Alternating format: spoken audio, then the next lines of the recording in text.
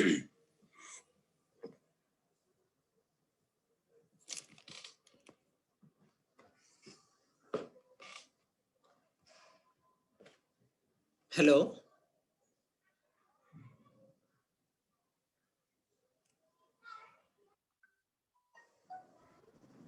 Afternoon, sir. Yeah, good afternoon. So you're able to hear me? Yes, sir. Yes, sir. Yeah, good afternoon. I think a few more students said to join, right? Yeah, in fact, many students said to join. Yes, sir. Okay. So how did you people write MLIP exam? Those who are here. So how was the Well, sir, exam? the average is easy, sir. We wrote well Average. only. Okay, fine. Yes, Good. sir. Okay, what about others?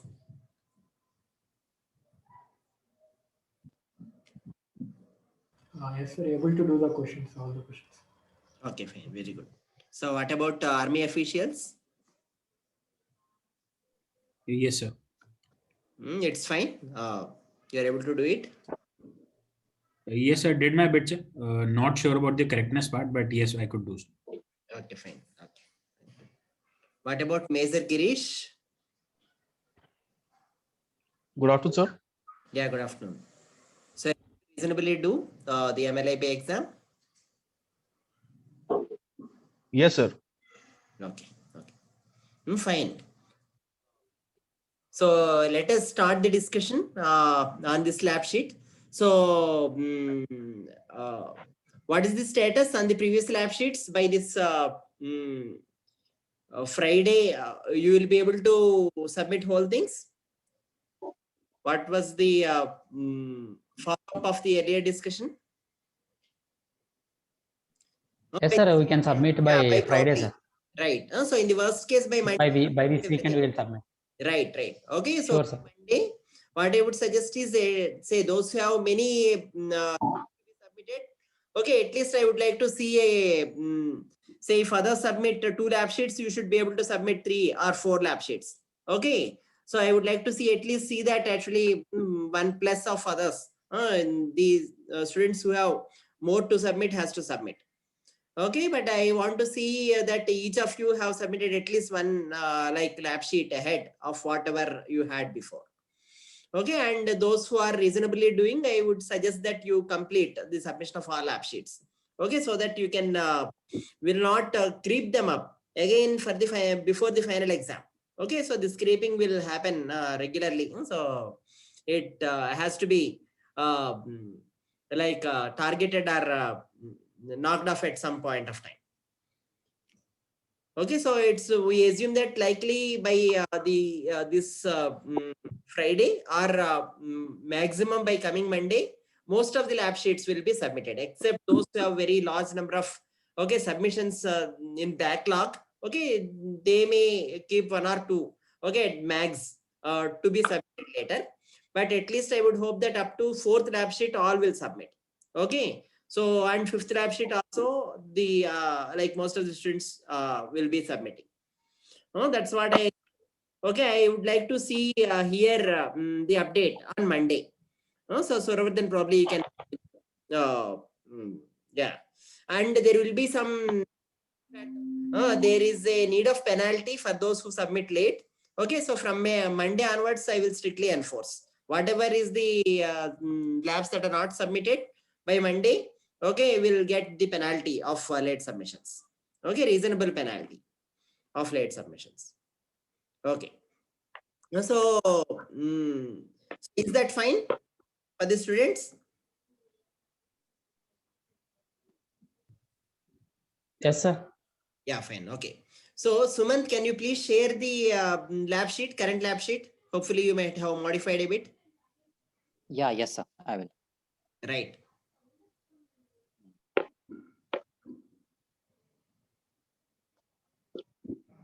So you need to disable me, I think. Oh, fine. Right. You can now do it. Yes, sir. So how you people have written other exams? So hope all exams are done. So however the other exam went. Yeah, request you people to come. Yeah, Hmm? good, sir. We wrote Okay. well only, all other exams. Okay, fine. So what about others? But we are left with one exam, sir. Okay, which one? VLSA, sir. Okay, VLSI signal processing is not done, is it? Okay. Yes, sir. Planned? Is there any plans for it? No confirmation yet, sir. Okay. Sorry, saying that maybe on Sunday, Okay. not exactly. Okay. Anyway, check with and probably I think I'll finish it off that as well. Okay. Wow. Yes, So sir. how did other students feel? I want to hear from at least one more other student.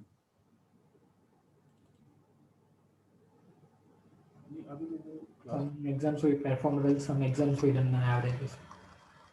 What Harshavardhan, you are telling something? Yes, sir. Some exams we have done averagely, and some exams we have performed very well. Okay, fine. Okay. Fine. What about army officials?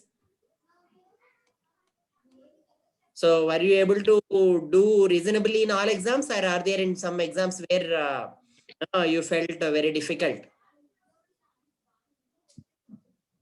It's good time you can update me. So otherwise final exams will come. So I will not ask you again in between unless I remind of something. So MLIP and computer vision was relatively easy to tackle, sir. Okay. If we're compared to communication networks or subjects like SSP, they are Okay. little difficult for us to tackle, sir, at present. Okay. Okay. And So because of the math required? I am left with SSP exams, sir. Due to some issues I could not give, sir. Maybe at the weekend, sir, will conduct exams. Okay, fine. Okay. So is that because of the mathematics involved?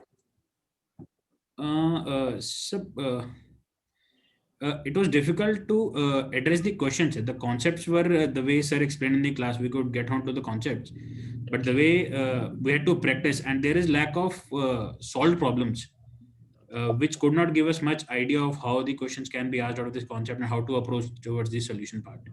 Okay. That is where we found some problems.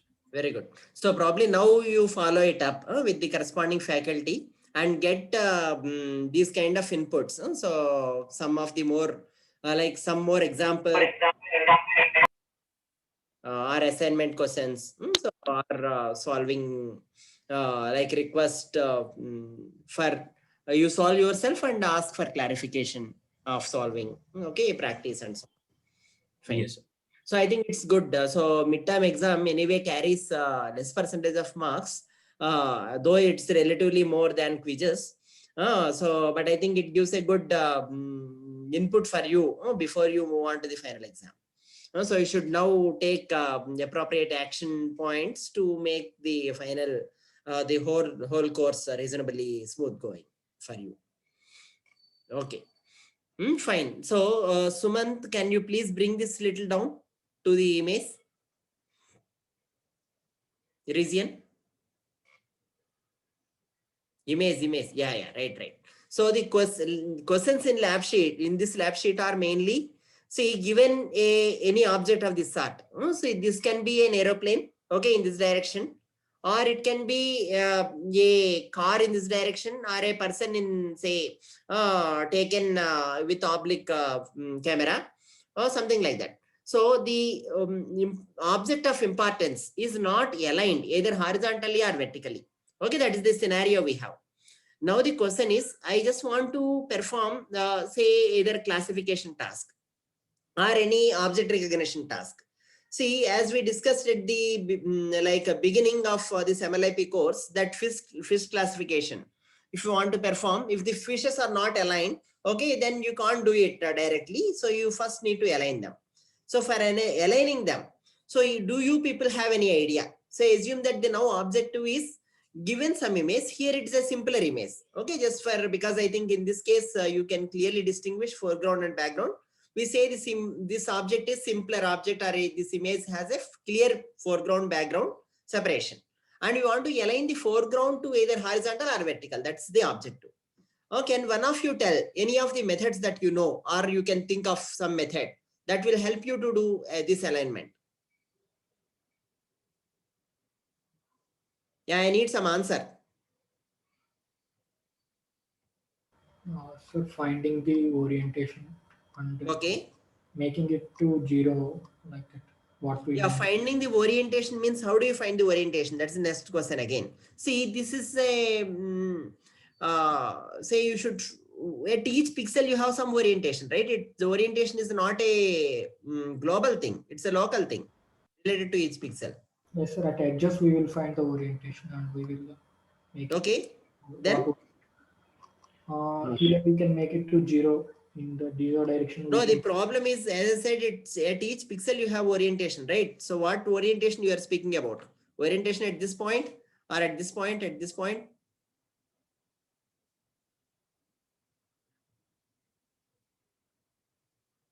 You got the point, right? So could it be, sir, we find out the gradient matrix and angle matrix and then rotate it, sir? Okay, you can find the edges, fine. I got the edges. Then what do I do? After getting edges. Sir, by looking at the histogram, Okay, we can histogram. Okay, histogram of what? first image, sir. Histogram of first image. This is a First binary image. histogram. A histogram will give me no information. No, sir. In that we can identify the range of pixels, sir. So we can change that orientation. See, the histogram of what you are telling, intensity histogram. Are you So we'll Yes, sir. consider histogram of gradients here, sir. histogram of gradients? Okay, fine. Histogram of gradients means what? Gradient angles or gradient magnitude? So it is magnitude angles. weighted angle information. Okay, what we fine, do. very good. So magnitude weighted angle information of say gradients you take and find their histogram. Okay, so that is called what? Histogram of gradients, HOG. Orientation gradients. Okay, that is HOG. Essentially, you consider the HOG of whole image. Okay, so you can find the HOG of whole image. Okay, fine, good. So I assume that I have got the histogram of orientation gradients for the whole image. Okay, so I find out the orientations at each pixels. Okay, and then I bin them 0 to 10, 10 to 20, and so on up to 180 degrees or whatever. Okay, I bin them. I got a histogram. So if each 10 angles as one bin, I get 18 cross 1 vector. Okay, so that's what is the vector I have got of HOG for the whole image. Then what do I do? Tell me. I got it. Fine. What is the next step? We can know about the orientation by observing the dominant angle, sir. Okay, so the Histogram dominant- bin with right. more Okay, so in the HOG, bin with more value. okay, the bin with more value I get. Say assume that bin with more value here is 45 degrees. Okay, I got it. So in sense that I'm just clubbing anyway 0 to 10, 10 to 20, right? So 40 to 45 bin, that is the fifth bin. Okay, has got the highest high values. Okay, of the HOG values or histogram orientation value. Okay, so assume that I have got. Okay, here it is expected that 45 degrees gets, right? So I got it. After that, what do I do? What information does that give it to me? And then what do I do? What is the next step? So we have to move it to 90 degrees, sir. Right. We want to move it either to 90 degrees or to 0 degrees. Okay, if I consider this as 45, okay, this is 0, then I want to move it to 0 degrees. Correct? So I want to move it to 0 degrees. Fine. So what do I do then? If I want to move it to 0 degrees, what do I do then? What is the procedure such that I can move all the pixels, okay, to by 45 degrees? So I need to move what? Pixel intensity should I even need to move? Or intensities and locations of the pixels I have to move?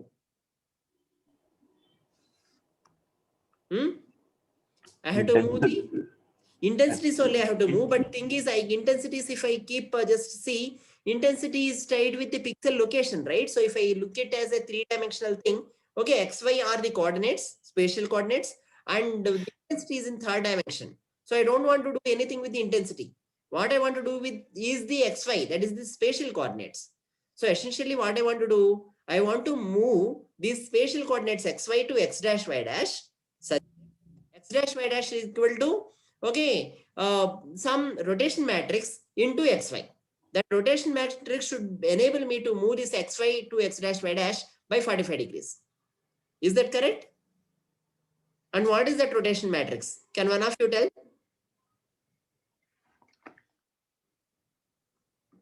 Can one of you guess what should be that rotation matrix? If theta is the angle to be moved from xy to x dash y dash, okay, in the spatial coordinates or two-dimensional coordinates, okay, what is the rotation matrix I should apply to xy? No idea? I think you people might know it sometime. Yeah, some answer is expected. Like cos theta minus sin theta cos theta, it will be That's all, right? So the matrix having cos theta minus sin theta, sin theta, cos theta. Okay, that's the rotation matrix, two-dimensional rotation matrix. Okay, that is theta if you want to move in some clockwise or anti-clockwise. Based on that, you can decide cos theta minus sin theta cos theta, or sin cos theta sin theta minus sin theta cos theta. Okay, so and then it will move by 45 degrees. Is that fine or not? So that is the rotation matrix you have to apply. So HOG gives you theta. Using that theta, you can apply this rotation matrix, two-dimensional rotation matrix, to x and y, each coordinates in this.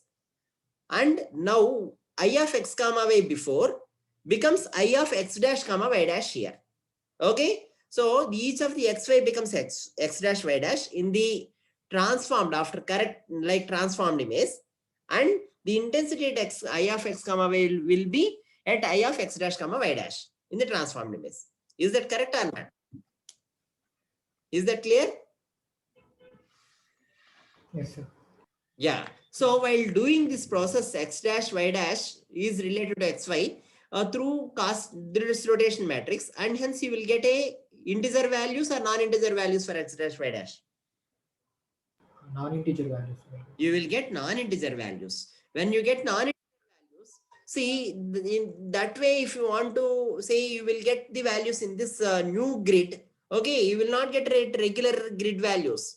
You will get at 1.2, okay, 2.1 or 2.9 and so on.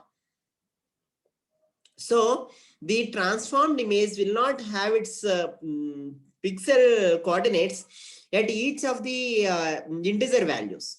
So you will get at non-integer. So the what people usually do is, okay, anyway, you can use imrotate function in MATLAB or some other function imrotate similar to imrotate function in Python. Okay, to do this operation once you know theta. Okay, so no need. I think probably it is fine for you if even if you use some of the inbuilt functions there. But I am telling those who want to do by themselves, what you should do is you should first consider a regular grid in the transformed image. That is x dash y dash you have to consider as a regular grid. That means for all x dash y dash, I want to find I of x dash y dash. Okay, so I will start x dash y dash being 1 comma 1 to say 200 comma 200. If the image is of dimension 200 cross 200. Okay, at each x dash y dash, I will find out what is x comma y. In that x comma y is equal to, say, what happens? This rotation matrix inverse into x dash y dash. Okay, and the xy can be non-integer values. See, if I want to know, say, what I know in original image, the intensity set each integer values of xy. I want to know at x equal to 1.1 and y equal to 3.5, what is the intensity? Then what I do? Since I have the regular grid intensity values here, I will do interpolation, Bayesian interpolation to get at the pixel value or intensity value at 1.1 comma 3.5. Okay, and that I will substitute to equate or to find out I of x dash comma y dash at x dash comma y dash being regular grid. You got the point? Is this clear? Sir, explain once. Yeah. So I think let me see if I can Yeah, I will try to bring a whiteboard here. Okay, just let me see if I can share it.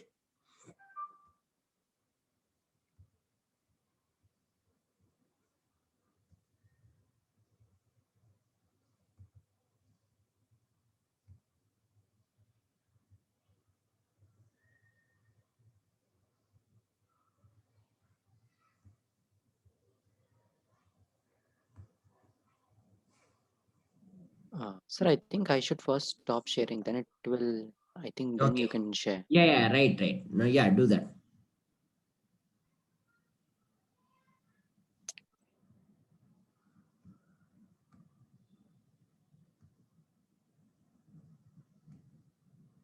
Okay, I'm just sharing now. I don't know how comfortable I am to use this. You're able to see now, right? Yes, sir. Yes. So let me see if I can, yeah. Okay.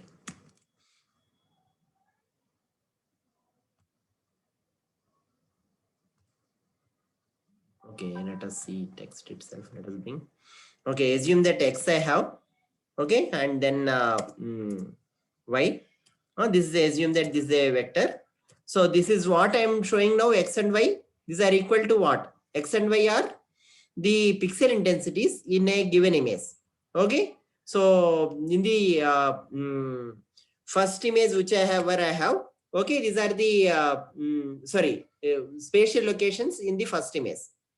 Okay, so this is equal to, so what I will do, so this I will represent, assume that this is with X bar, capital X. Okay, so essentially what I am doing now is capital X is equal to, okay, rotation matrix R into dash. Okay, this X dash is what? X dash is nothing but the pixel locations in the transformed image. Okay, so hope you got the point. So this is the original image, whichever I have with me. Okay, and this is the transformed image. Okay, so from here, here all pixels are spatial coordinates of this are X. Okay, and the spatial coordinates of this are, okay, X dash. Okay, and both are two-dimensional vectors. And R is a rotation matrix. As I said, cos theta minus sin theta, that rotation matrix. Okay, my sin theta, cos theta. Now, what we need is, see, I have with me, okay, I of X comma Y. Okay, I am writing now small x comma y means it's all small like spatial, like one-dimensional things I am writing with, okay, a small. Two-dimensional things I'm writing with capital. So this is I of X comma Y. Don't bother these two brackets.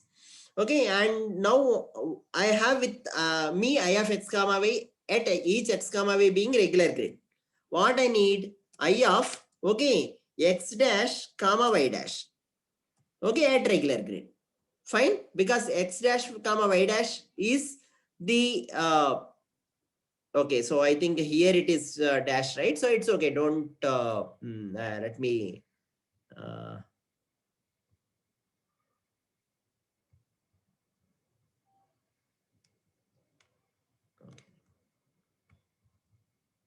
Up to here, it is this clear or not? Yes, sir. Clear, sir. Right. So now what I want is I of X dash comma Y dash.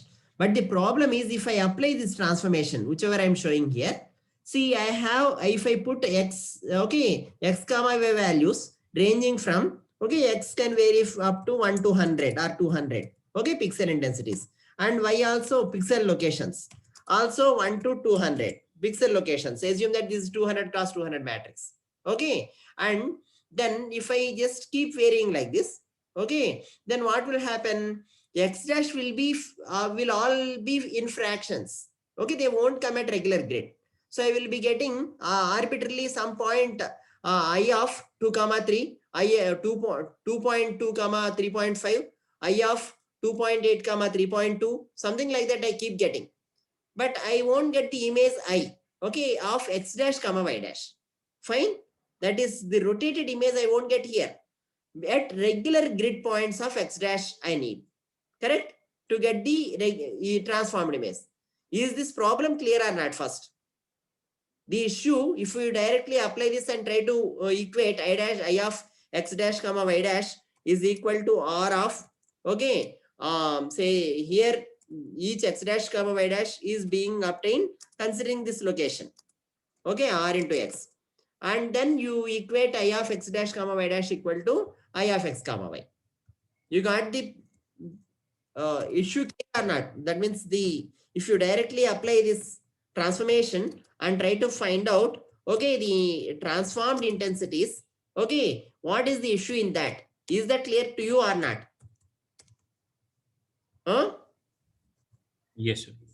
Right. So what is the problem in that is x dash comma y dash will be non-integers. Because of that, you won't get an image matrix. Okay, in the transformed image matrix, you won't get. Because you to get a matrix, what you need at regular values of x dash, what you need x dash, okay, x dash has to be, x dash has to be in the range again 1 to 200. Okay, similarly, y dash, okay, also has to be in the range 1 to 200. Okay, in the integer range, you should be able to get it. Okay, but unless you, but this gives only fractional, like decimal value. It doesn't give the integer values. It gives only decimal values. Okay, in this range. Okay, it may not give it exact location of 1 comma 1, 2 comma 2, 1 comma 2, 1 comma 5, and so on. Okay, that is the problem. Now, what I suggest is, see, especially in such problems, what people do is, instead of starting with this equation, okay, to get this, okay, I of x dash comma y dash, what is preferred is, okay, you start with the inverse equation, that is x dash, okay, so r x equal to, just from this, if what I can do, r inverse, okay, so I'm writing r inverse. So let me write inverse of r. Okay, r inverse into x dash. Can I write like this or not? Just I have written this, okay, in other form. Now, what I will do, since my interest is x dash at regular grid, I will start with that. I will take x dash, okay, or small x dash is equal to 1 to 100, 200 here, okay, and then y dash is equal to 1 to 200 here. Okay, I start with this. After starting with this, okay, I got x dash y dash at regular grid. But what I want finally is, okay, I of x dash comma y dash. Okay, and this comes from this relation, I of x comma y. Okay, the problem here is x is now a non-integer. Okay, x comma y, if you see, okay, x comma y are non-integers. So what do I do to get the values of x comma y? Get non-integer values of x comma y now.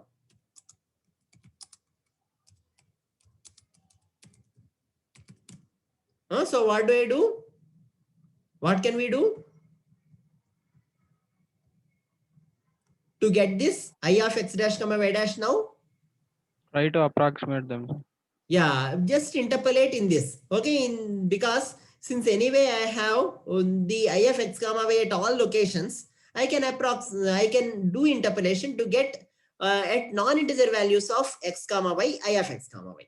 Okay, since x comma y are non-integers, we apply interpolation to get I of x comma y. Okay, that's all. Is this clear or not? Obtained by, okay, sorry. I say here by interpolation.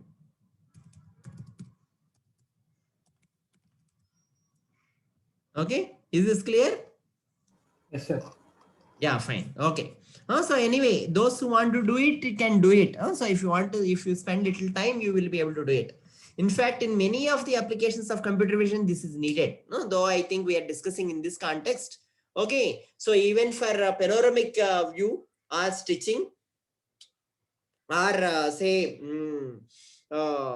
whenever you want to like motion estimation, do motion estimation and warp based on the motion. That means you want to compensate for motion, all these applications, what is usually done is this. Because in the unknown image, we need the regular grid. So we start with regular grid and unknown image. Try to get the relation between the unknown case and known case. Okay, that is it through this inverse relationship. Okay, and get the things. These being non-integers is not a problem because I can do interpolation and get the unknown, like the final target image in regular grid through interpolation. Okay, hope this is clear. So if you have any questions, ask. Otherwise, I'm just stop sharing now. Yeah. So this is the first exercise, first lab exercise. Okay. So mainly you need to find out the HOZ, dominant direction, rotation matrix, and then align them based on the using rotation matrix yourself or by using inbuilt function and the theta. Okay. That is the first lab sheet, lab assignment in this. Yeah, can you please share it again, Sumant? Yes, sir. Yeah.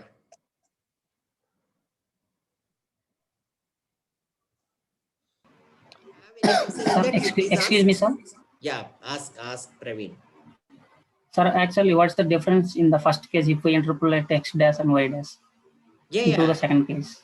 See, x dash and y dash you can't interpolate. The problem is, see, if I give you at regular grids, you can interpolate it. Say if I give you at 1, 1, 2, 2, say 1, 2 and say 2, 1. Okay, if I give it 4 locations, okay, you will be able to get the intermediate value. But if I give you at 1.5, 2.1, okay, and then 3.2, 4.2, or some the initial itself, if I give you at some irregular locations, do you know any method of interpolation? That is the problem. Okay. Is that clear? If you initially have a regular grid, getting at non-regular grid or interpolation, doing interpolation is easy. Initially itself, if I have at random locations some intensity values, I can't get at regular intervals what is the like intensity. Interpolation is difficult, correct? So that is the challenge. Clear. Yeah, fine, good. So now you can show the first question, Sumant. See, this can be done in another way as well. Okay, second question now, sorry. So second question, see, this can be done in different way as well. So how it can be done is, see, if you consider all foreground pixels as white pixels as foreground pixels, okay, and use their locations as say class 1 samples or samples, class 1 samples being foreground samples, class 2 being background samples. Okay, and for the class 1 samples, the features are the spatial coordinates itself. Okay, x, y. So what I do is assume that I have all the foreground samples and their spatial locations with me. So essentially I have 2 x 1 vector at each pixel, okay, of the foreground sample. So if I have the 80 foreground samples and 80 at each pixel, I have the spatial coordinate of the foreground sample, that is 2 x 1 vector. So essentially I will be having 80 samples, each having 2 x 1 feature vector. Okay, I can consider like this. If I consider like this, all the foreground samples, okay, with their locations as the feature, okay, then I can calculate the matrix for those samples. Okay, the covariance matrix size will be how much? Each feature vector is 2 x 1 and there are 80 samples. So what will be the dimensions of the feature vector covariance matrix? Can one of you tell? You got the point or not? Is what I'm discussing clear or not? You should ask if it is not clear quickly. It will be 2 x 80. 2 x 80. Okay, 2 x 80 is the whole samples versus the dimension features. See, if I have 80 samples, do you think that the covariance matrix dimension will be 80? Who will decide the dimension of covariance matrix? Is it number of samples or the dimensions of the feature? Dimensions of the features. Dimensions. Right. So what is the feature covariance matrix dimension now in this case? 2 cross 2. 2 cross 2, because each sample, okay, each of these 80 samples may be at some location, and I'm considering the location itself, xy coordinates of location itself, as the feature vector. Okay, so all foreground samples, let they be 80 or 100 or 180, okay, each is a 2 cross 1 spatial coordinates vector it has, and that is the feature vector of it. Okay, and hence the covariance matrix is 2 cross 2. So you know, given the samples, how to find the covariance matrix. Try to use it here. Find the covariance matrix. Once you find the covariance matrix of the foreground samples, okay, then if you find out the eigenvalues and eigenvectors, okay, you can sketch and see the eigenvectors. Okay, I recommend that. I think if it is not asked, Sumant, include that also. Ask them to sketch the dominant eigenvector and the sketch the direction of eigenvectors. Okay, one eigenvector may be like this, another eigenvector may be like this, or one may be like this, other may be like this. Usually the eigenvectors of real symmetric covariance matrix will be orthogonal. Okay, so since they are orthogonal, one will be like this, means 45 means another will be 135. Okay, so you can sketch them and see. See the eigenvector corresponding to eigenvector is a two-dimensional vector. So from origin, if you see, it has a direction. Okay, so the eigenvector has a direction, and you can see that the eigenvector corresponding to maximum eigenvalue. See how many eigenvalues and eigenvectors you will have for this covariance matrix. For this 2 cross 2 covariance matrix, how many eigenvalues and eigenvectors you will have? 2 eigenvalues, 2 eigenvectors. Right. So among them, assume that the eigenvalue lambda 1 itself has the maximum eigenvalue. Okay, lambda 1 is greater than lambda 2. In that case, the first eigenvector E1, okay, will be aligned in some direction. You can see that it is aligned in the direction of maximum spread, okay, of the foreground pixels. Okay, the maximum spread is 45 degrees, means that the eigenvector lambda E1 also is in the direction. Okay, just verify yourself about it. Okay, and thus any of the principal eigenvector that is referred to as principal eigenvector, okay, or the eigenvector corresponding to maximum eigenvalue, okay, of this covariance matrix gives you the dominant direction of the object, foreground object. Okay, so that is other way of finding the dominant directions of objects in an image. Okay, once you get the direction, again you can use theta, angle of the direction, that is the angle of eigenvector, principal eigenvector. Okay, theta, and then use rotation matrix to rotate it, transform it. Is that clear? That is the second exercise. In this second exercise, you are applying statistical method, okay, where the based on the locations of the foreground pixels, you are trying to identify the maximum spread direction of the foreground pixels and use it for rotating. In the first one, you are trying to use a kind of computer vision based method, wherein the orientation of angles you are taking and trying to see that you are finding the dominant direction. Okay. Is this clear or not? Is the discussion which I have made is clear for the question 2? Yeah, if there are any questions, please ask. Otherwise, we will leave now. So I will leave. Okay. Sir, how to binarize these images, like separate foreground and background? Correct. So usually the images that are given in this case may be binary itself. But if they are not binary, what people will do is they apply some thresholding, okay, to binarize. One of the well-known ways of applying threshold is see the histogram. Usually histograms will be bimodal. Bimodal in the sense that see there will be one peak and second peak, and between two peaks there may be some gap somewhere. Okay, wherever the valley in between the two peaks, that is where the threshold is usually considered. That is one way of doing it. Or you model the first peak with a Gaussian, second peak also with a Gaussian, and apply the Bayesian classification using likelihoods, okay, to find out the threshold. Okay, that is referred to as the Artso thresholding method for binarizing the images. Is this clear? Yes, sir. Yeah, fine, good. So any other doubts or questions? If you don't have any more, I will leave now. Fine. Thank you then. You can spend some more time. Okay. And probably I think you need to write exam also. Viva. So you people are ready for the Viva? Yes, sir. Okay, fine. Good. So I think you can write first Viva. So probably 4:15 if you want, you can start. Sumant, you can decide on that. After 4:15, you can complete the Viva. For how many minutes? Is that for 30 minutes? So like around 20 minutes, sir. 20 minutes. minutes. Yeah. Okay, so I assume that maximum 30 minutes. Okay, 4:15 to 5:15. No, sorry, 4:15 to 4:45.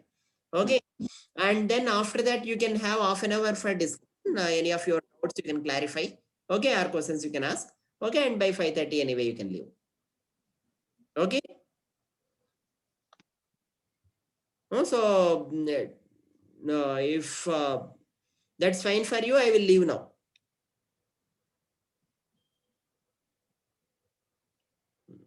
Okay. Thank you then. Thanks. Bye. Thank you, sir. Yeah.